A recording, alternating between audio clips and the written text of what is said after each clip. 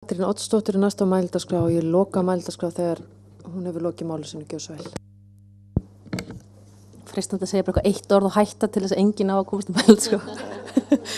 Sko, í sambandi við þessar kostnaðarpælingar sem þið eru að tala þá getur vel verið að verða eitthvað dýrara í byrjun þegar það þarf að koma upp þessum lista, en framtíðardraumurinn er sá að þar verði gögnin aðgengileg. Þannig í staðin fyrir að við sem einmitt að borga einhverju skrifstofumannski til að finna einhver gögn og fasteignaskrá, þá gerum við það sjálf og þannig verður þetta miklu ódýrara. Ef gögnin eru á annað borð til og við eigum þau á annað borð, af hverju eigum við þá ekki geta náðið þau sjálf og borðið sjálf þannig tíma og kostnað við það. Ég held að einmitt með tímanum þá muni þetta verða ódýrara fyrir alla, ríkið og almenning, vegna þess að við munum líka spara á þeirri lýðræðisumbót sem felst í opnu samfélagi.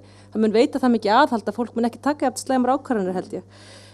Og einmitt vegna þessar þróunar sem Villi rakti hérna áðan, að kannski fjölmiðlun framtíðarinnar bara við sjálf, þá þess mikilvægara að við komum þessu opna upplýsingasamfélagi í gang sem fyrst. Vegna þess að þá getum við búið til þetta, það verði ekki einhverjir örfáir sem hafa einhvern veginn burði til þess að ná í þessar almennu opinberu upplýsingar sem ég ítreka að við eigum. Ef að einhver opinber stofnunus fasteignaskrá búin að safna einhverjum upplýsingum, þá eigum við þær og við eigum að geta fengið þær. Punktur. Það verður kannski dýrt í byrjun og svo verður það ódýrt til lengdar. Þannig að ég held að þetta sé bara frábært. Takk.